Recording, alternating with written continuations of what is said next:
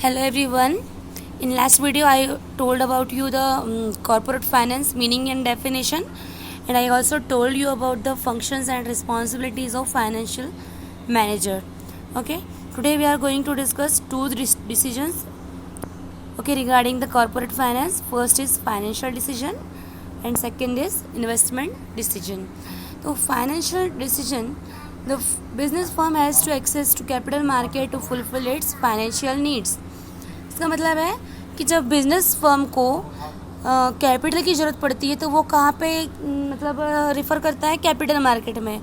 Capital market क्या होता है? एक ऐसा मार्केट होता है जहाँ से मतलब कंपनी चाहे तो इक्विटी कैपिटल भी रेज कर सकता है और डेब्ट कैपिटल भी.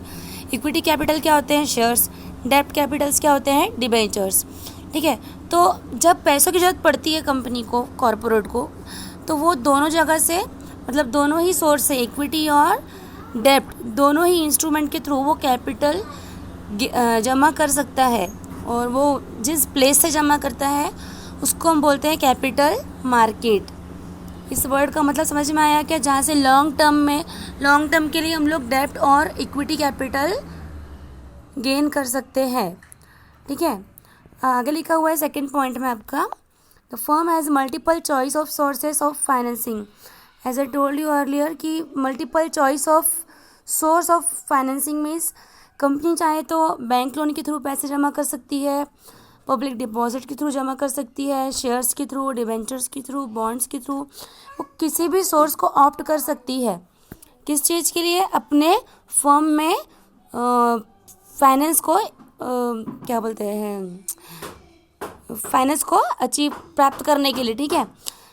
समझ में आ रहा है? दो लाइन समझ में आई अभी तक के कौन कौन सी? कि firm has to access to capital market to its financial need. अपनी पैसों की सारी ज़रूरतों को पूरा करने के लिए वो कहाँ जाएगी? Capital market. और दूसरे पॉइंट में क्या लिखोगे आप लोग? कि उसके पास multiple choices of resources of financing होते हैं. थर्ड पॉइंट क्या बनाना है इसका? The firm can choose whether it want to raise equity capital और डेब्ट कैपिटल. फर्म के पास ऑप्शन रहता है कि वो चाहे तो इक्विटी कैपिटल भी रेज कर सकती है और डेब्ट कैपिटल भी. ठीक है. Firm can even opt for bank loan, public deposit, debentures to raise the funds. मतलब फंड्स को रेज करने के लिए, फंड रेज करना मतलब क्या होता है? पैसे जमा करने के लिए वो या तो बैंक लोन ले सकती है या पब्लिक से डिपॉजिट. जैसे कि हम लोग बैंक में पैसे डिपॉजिट करते हैं, हमको इंटरेस्ट मिलता है, वैसे ही कभी कभी कंपनी भी पब्लिक डिपॉजिट एक्सेप्ट करती है और बदले में उन लोगों को इंटरेस्ट देती है. और डिबेंचर, ये 3-4 कोई भी इक्विटी बोलो, डेब्ट बोलो या बैंक लोन बोलो या पब्लिक डिपॉजिट बोलो, इनके थ्रू कंपनी फंड्स को रेज कर सकती है. Okay. Finance manager ensures that the firm is well capitalize. Finance manager को ये इंश्योर होना पड़ता है कि फर्म के पास सफिशेंट मात्रा में कैपिटल हो. ऐसा नहीं होना चाहिए कि कभी उसको सपोज फंड्स की ज़रूरत पड़ रही है तो उसके पास उस समय पैसे नहीं है, फिर वो अपना पूरा प्रोसेस स्टार्ट करेगा कि कैसे शेयर्स के थ्रू पैसे जमा करना है, कैसे डिवेंचर के थ्रू जमा करना है. ऐसा नहीं होना चाहिए. उसके पास ऑल द टाइम जो है अच्छी तरह से कैपिटल रहना चाहिए. they have right amount of capital and that the firm has the right combination of debt and equity. Finance manager को जो है इस बात के लिए इंश्योर होना चाहिए कि फर्म के पास वेल अमाउंट में कैपिटल भी है और सेकंड उसके पास जो कैपिटल है उसमें डेब्ट और इक्विटी का कॉम्बिनेशन जो है राइट होना चाहिए. ऐसा नहीं रहना चाहिए कि बहुत ज़्यादा डेब्ट मतलब बहुत ज़्यादा लोन के पैसे पे कंपनी काम कर रही है, या फिर ऐसा भी नहीं होना चाहिए कि पूरी तरह से इक्विटी कैपिटल मतलब ओनर्स का फंड एम्प्लॉयड है, क्योंकि दोनों के ही ड्रॉबैक्स भी है और कुछ अच्छे पॉइंट्स भी. जैसे डेब्ट अगर ज़्यादा रखोगे तो आपको अमाउंट ऑफ इंटरेस्ट ज़्यादा पे करना पड़ेगा. इक्विटी अगर ज़्यादा रखोगे तो अगर इन केस ऑफ लॉस तो उनको बहुत ज़्यादा लॉस भी हो सकता है. इसलिए डेब्ट और इक्विटी का कॉम्बिनेशन जो है प्रॉपर रहना चाहिए. और ये इसके लिए कौन इंश्योर होना चाहिए? Finance manager. तो ये फाइनेंसिंग डिसीजन में आपके कितने पॉइंट्स बनाने हैं? आपको कम से कम 3-4 पॉइंट्स बनाने हैं. फर्स्ट पॉइंट आप जो है आप लोग ये बनाओगे कि फर्म जो है firm has access to capital market. ये आपका बनेगा फर्स्ट पॉइंट. सेकंड पॉइंट जो है आप ये बनाओगे कि मल्टीपल चॉइस ऑफ सोर्सेस रहते हैं. ये बनेगा आपका सेकंड पॉइंट.